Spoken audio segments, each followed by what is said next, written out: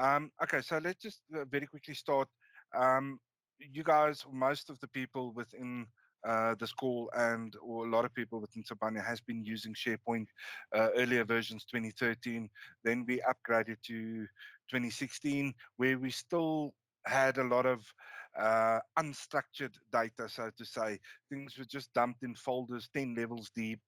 Um, there is a large amount of duplication, a lot of extra files on the environment, those kind of things. So as part of this project Honeycomb, one of the things that we wanted to do is to have a more structured SharePoint environment in 2019.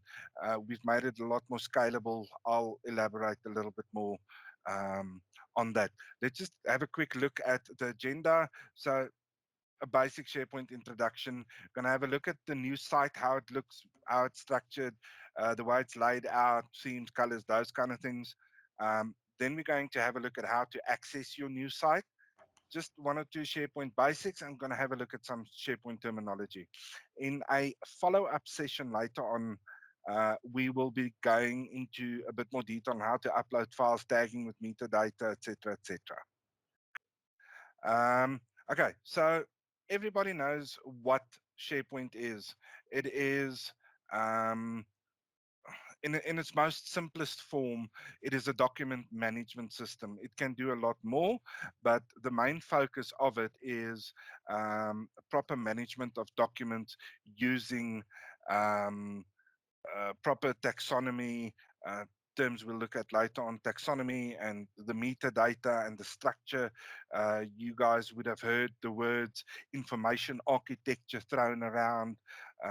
That's just a fancy way of saying how things are structured, how your data is going to look, etc. Okay. Now, why Project Honeycomb?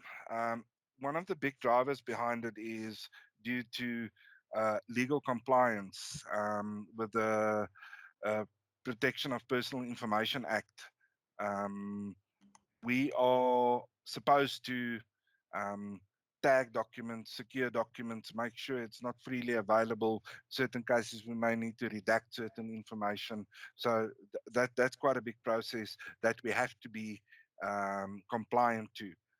Secondly, we are looking at a more modern type of environment. The old SharePoint or the older versions of SharePoint was very, for a lack of a better word, bland. There was not, it was not very colorful. It didn't look like a modern type of environment. With 2019, you guys will now see it looks um, a bit more current, like we are in the year 2021. Um, Another very important part is support from Microsoft. As Microsoft releases newer versions of products, they stop supporting older versions of a product. So when it gets to a point where you need support from Microsoft, the database fell over or something like that, um, that could mean the older 2016 or 2013 environments are out of support. That is one of the big drivers why we need to keep current and why we need to make sure that we are on the latest version. And then not just from a search perspective, but overall perspective, SharePoint 2019 is more stable, it's more scalable.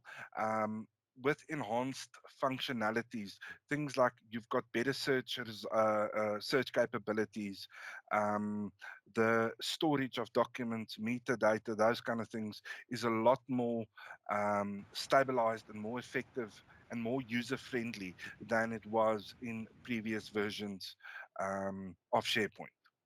Okay, you will see later on when we get to the demo, it might look a little bit different than it looked in 2016, for example. With a modern interface, it looks a little bit different. Okay. Okay. So some of the benefits of SharePoint 2019. So firstly, improved user interaction and experience. Like I said, it's got a modern layout, it's got a modern look.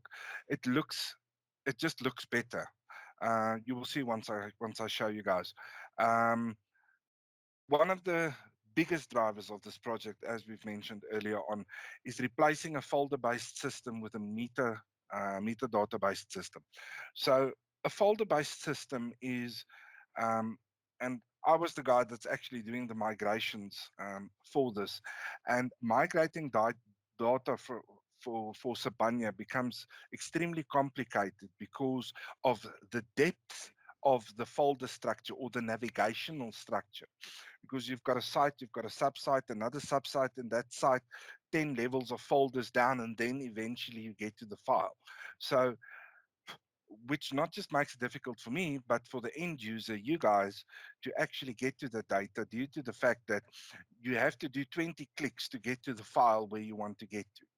So one of the things we are doing now is we are collapsing that structure a lot more, where we rather make use of something called metadata, which is like tags or flags that we can associate with files to make it more simplistic to get to your data more easy.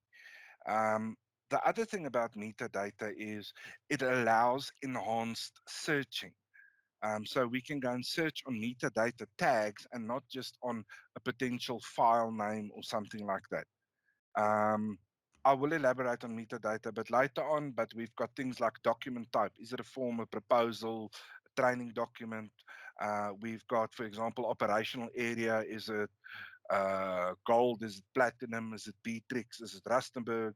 Etc. Etc. So all those things we can use to tag those documents to make the users' lives a bit more simplistic, and the management of the information architecture a bit more straightforward once we've got everything in place.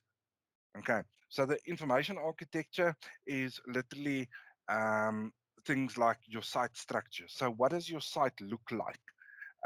It goes hand in hand with your metadata. So we've got a site structure, we've got a site, we've got a library, and in that library, for example, we've got 1,000 files, and we use that metadata then to tag it, group it, filter it, sort it, etc., etc. Okay. We've gone through an extensive exercise looking at your information architecture, coming up with site structures, layout, according to Microsoft's best practices. And then we've got functional search per site and department, site department, and global search.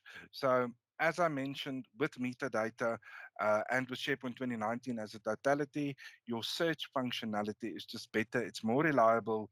You are prone to get more hits, and we can go and use what we call search refiners to bring up a list of most searched things. So we can add metadata to a list of items we search a lot, and it just makes it a more simple way of searching for a set of data and getting more accurate search results back.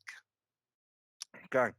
Um, Besides these, there are a host of other experiences which or benefits that I'm not going to go into too much detail because it's a lot more on the technical side, but it's a more stable and a more scalable environment. One of the big things for me as a technical person is we don't have to reboot your servers and shut down and those kind of things to update the environment. It's a hot update environment, so we can install fixes without um, having to shut down end users from working um, and affecting them in that way. Another thing that we did implement is a full failover farm. So what happens, and I remember 2, 3 years ago, there was a major outage, databases went down and corrupt. It took us a day or two to get everything back up and running. With the new environment, how we configured it is if this, let's call it the primary form, your main SharePoint form fails, um, it will take us about 5 minutes to get you up and running because there's a total secondary form that is up and running. Um, and that is synchronizing everything from the primary farm. So if something happens, they just switch over the DNS entries um, and to the new farm, and we go on. So the impact of a disaster or a failure would not be so bad on the end user.